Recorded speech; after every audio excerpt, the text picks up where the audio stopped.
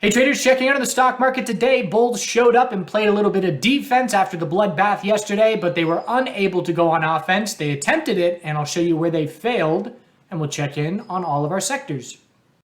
Before we get to the charts, a week from today, next Thursday at 4:30 p.m. Eastern, I'm going to be hosting a private live stream. For those of you that want to join in, click the link in the description of this video and sign up. And essentially just going over what the Chart Guys membership entails, showing you around the Slack chat community and things like that. So we can see the S&P 500 held the low from last week. So that's the bulls playing defense, and they failed to go on offense here. Looking on the 30-minute time frame, nice and clear. So started the morning with a bit of a tightening range, a bull break on the tightening range, but we had the overnight bear flag, and it's important to be looking at the futures charts because that top, that bear flag top was set at 11 p.m. Eastern, and you're not going to find that on any chart that is not the futures chart. It's not on SPY and QQQ because of their trading hours. So we rejected from that initially and gave a really nice top fishing bearish entry. We then came back up and broke to a new high of the day, and that's the S&P 500 confirming an hourly trend change. And you can see SPY here held the low of the day and a higher high, but no follow through. So what were clues that we were not going to get any follow through? Well, the biggest one was the NASDAQ didn't break resistance. So again, it's one of those instances where we want the NASDAQ to, I want the NASDAQ to be leading, and it wasn't. And it's the S&P 500 bulls breaking and looking over their shoulder, and the NASDAQ is not following. Have to see it follow if we're going to have confidence in any bounce. So what does that mean? That means we might be a 12-hour bear flag. So we held, let's go to the 4-hour bear flag, whatever time frame you want to look at. Let's go 6-hour. Either way, it's a weak bounce considering the size of the dump yesterday and the failed hourly trend change. So that is notable. Again, bulls played defense, couldn't go on offense, and pretty much need a green day tomorrow. I'm watching this falling wedge-like pattern on the NASDAQ. Again, I'm not acting on this. It's a double bottom as well. If we have a green day tomorrow, I'm paying attention to this chart to start next week. If we don't, then we'll likely fall through the support and I'll stop looking at it. But it's a visual guide for me in the meantime. But it was the same thing with the double bottom. We had the overnight low, or I should say the overnight high of the bounce, which we broke, but we failed the trend change into the end of the day. Is the 30-minute time frame? Let's just go to the hourly. So high of the day, held the low of the day for the hourly higher low, could not break resistance into the close, held support into the close, but again, we know the burden of proof is on the bulls. So bears are very pleased with this being the size of the bounce at this point. Definitely need another leg up and a green day tomorrow if this double bottom is going to have any confidence behind it. So SMH today, again, tried to look real good here. And by real good, I just mean this was one of our names that was stronger because the bounce, we retraced less significantly of the bounce. And some other sectors which we're going to look at are in the same boat, but failed the hourly trend change. Close to setting the daily higher low. They almost did it. Hourly higher low, failed the high of the day, broke support. So that's essentially bulls saying, all right, let's set this daily higher low. Let's try and shape up the trend change, and unable to break resistance, failed hourly trend change to the bulls. Tesla had some nice trades on Tesla today, both directions, and trading it based off of QQQ. I was trading it on the morning while we were range bound, and then we got to a point where I was able to say, volatility is coming on Tesla. We know a break is imminent here within the next half hour. I think I said that, and then maybe 15 minutes later it broke. So again, when you're getting comfortable with equilibriums, not only are they great to trade within and trade breaks of, they're great to tell you when volatility is incoming. We knew that this tight range on the morning is going to break late morning, and that's definitely something to be keeping an eye on. It ended up being a bull break, and I gave myself a chance to try and swing a position in case bulls could prove anything because I was day trading, and then I just kept a small portion of that day trade that was profitable. And by the end of the day, it was clear, nope, we failed hourly resistance breaks, and I'm not swinging that position. So still a lower high each day for Tesla. Again, bulls played defense above our low, but they didn't do anything to go on offense. Healthcare, gap down, trying for the daily higher low. Hourly, no trend change yet, so that's on the board. That's on the table for tomorrow, where we have to confirm the hourly trend change. And if we do, daily higher low is set and the bulls will attempt a trend change. And we were looking at that inverse head and shoulders in yesterday's video. But again, the burden is on the bulls to confirm the hourly trend change to set the daily higher low. The financial sector holding the low of last week. Again, not doing anything for the bulls on offense, but just holding support. IWM was another name that had space to work with to form a daily higher low. Hourly trend change attempt. Actually didn't make the attempt today. We bounced all day. Started hourly consolidation into the close. Tomorrow is key. Can we confirm the hourly trend change to set the daily higher low? That will be very notable to me heading into next week, because what that does, again, we look at these weekly charts and we know, okay, we've been dropping, some are even uglier than IWM, but we've been dropping for 6 weeks. And so we're watching for a weekly bounce, and a daily trend change to the bulls is telling us, if it happens, it tells us that weekly bounce is now underway. So we're potentially shaping up the weekly bounce into next week if we see a green day tomorrow and hourly trend changes to bulls on names that have healthy space for the daily higher low. Again, we just looked at the S&P 500 and the NASDAQ. They double bottomed. We're not coming close to a double bottom on a lot of these other sectors at this point, which leaves the door open for the possibility of a daily trend change. The biotech sector looks the best.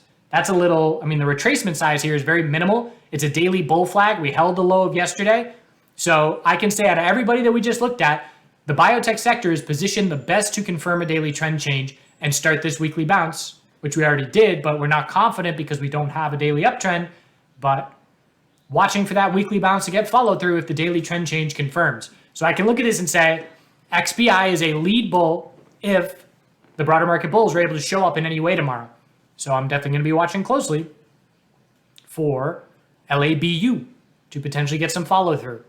Can pretty much look at this and say, well, who's the most likely to confirm a daily trend change? And right now it's XBI, IWM, SMH. Doesn't mean it's likely. Again, I need proof tomorrow. I need more data, more information to shift probabilities tomorrow. But if anybody's going to do it, it looks like it's going to be these three. So with that, we got the VIX. Is it already setting our daily lower high in this tightening range? I talked in the video yesterday about how there was a scenario where if we hold the low or break the low with zero follow through, we could form a VIX daily lower high and continue tightening up. That may be happening. So I'm not, again, we need tomorrow. Is this the daily lower high? The VIX needs a red day tomorrow if it is. And if it is, then we have a beautiful tightening equilibrium into next week, whose break is going to be important for me. Just watching for clues for now, but a weak close, even though the stock market, again, it's back to that again, where we see the VIX closing weaker than I would anticipate in terms of, the market didn't really close very strong, but here we are at the low of the day on the VIX.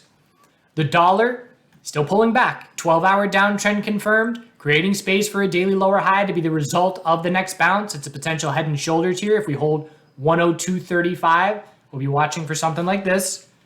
So definitely paying attention. The 10-year broke and confirmed a daily downtrend with zero bear follow through. So what does that mean? That means the weekly consolidation is remaining healthy. So we're technically in a downtrend now, and we're going to keep an eye on how much follow through we get, if any. But again, just watching that shift in the dollar, watching the shift in the 10-year, which is trying to give the stock market bulls some confidence. Not a whole lot of confidence at this point. Who else? TLT. So TLT double top, tightening range, trying to confirm the first daily trend change in a while. TLT, I've been talking about the 2-day time frame for a while. We have not confirmed a 2-day uptrend since we topped out in December. So that is 5+ months of a 2-day downtrend. And here we are on the verge of confirming the trend change for the first time. That's the first big clue of a character shift in TLT for me. Hasn't happened yet. We haven't broken bullish yet, but this is an attempt that the bulls, it's essentially the most bullish attempt that we've seen in a couple months. Have to break that resistance though. Commodities, so CLM, we got oil, daily higher low trying to form. Again, there's probably an uptrend resistance line we could just be keeping an eye on, although we would have broken above it. I would have had it like this. We would have broken above it initially. Anyways, still in a daily uptrend, anything above 98.20. Natural gas, so talking about that bearish play from yesterday, it followed through initially where we had this being the hourly lower high, and I drew the rising wedge, a little bit better than that, but we got follow through on that bear break. We then saw a big move up, but a double top, and now a big pullback again, so things are getting a bit volatile up at the high of this bounce. And bears really want to see a break of 786, which would essentially confirm a 12-hour downtrend, and essentially it would fail to be a daily bull flag. So natural gas bears have to prove it to us. Who else? Metals. So metals getting some bounce follow through with further dollar weakness. So gold finally has a 12-hour uptrend. We're trying to see the weekly bounce play out with a lot of space for a weekly lower high, but at least putting a stop to the significant weakness. Daily bull flag confirmed on silver. We know it has been leading. Miners negating their daily bear flag. So again, a lot of this, in my opinion, is due to the dollar weakness. This is the weakest pullback that we've seen in the dollar. Shouldn't say the weakest pullback. I should say it's the most significant pullback we've seen in the dollar since early February. So again, it's notable to us. Anytime you can look back and say something for the first time in however long, however many months, it stands out to us when we're looking for reversals or shifts in sector or market character. All right, I did a whole bunch of day trading today, at least to start the day, and I was fairly in the zone. Nice to trade things in both directions. These 1 minute wedges were really helping me a lot. We had a 1 minute rising wedge on the NASDAQ here that I was playing first thing this morning. We broke bear there. And then look at how this played out. We then had a 1 minute falling wedge looking for a 15-minute higher low. And that is the most important aspect. You know, why would I look for a 1 minute falling wedge in this market environment? Normally I wouldn't, but we had a lot of space for a 15-minute higher low. So because the longer term scenario, the 15-minute, not very long term, but because the 15-minute absolutely had a 15-minute higher low on the table, and I recognized a 1 minute falling wedge, I looked to play it. So played it bullish, took some profit. We then had a 1 minute rising wedge trying to form again. And this is where I stopped on the day because my flow state shifted a bit and essentially got this one again, but then recognized this hold of support, 290.69 and 290.86. And then we got a bull break from there. And so that's when I was pretty much, okay, I'm done for the morning. Don't want to start. Essentially, if I have a winning streak where maybe I have 3, 4, 5 green trades in a row, if I hit a red one from there, I just stop. And it's essentially wanting to break any bearish momentum so I don't start putting in a couple red trades, giving back a good start to the morning. But a lot of what I was doing was grabbing positions in both directions. So I would, play this rising wedge and grab some bear positions, and then it would confirm, and I would sell half of my position and put a break-even stop. And then I would look for a bull position, knowing a 5 minute higher low was the most likely. So I was doing that a good bit, and it went fairly well. Other than that, I hope you have a good rest of your weekend. Click the link, sign up for the tour of the Chart Guys community and membership, and do good things. Forgot to set the stage for the end of video. There was a bear in the yard today, and there were the geese in the front of the house screaming in the pond, and they do that sometimes. They'll yell at Sweetie Pants if she's just walking around the pond. They're protective. But I could hear them, and then I saw turkeys in the backyard book it into the woods. And so I knew something was up and went out to the front, and this big old bear was out there. And it was really cool to watch this male goose, stand next to me. He knows we're on the same team. It was pretty cool. I didn't need to protect him. The bear was just sniffing around the pond edge, not really caring about the geese. But it was really cool to see this goose get all alpha male. And there was a child in the yard next door. I had to go alert those people. But overall, just a lackadaisical bear passing on through. Check them out.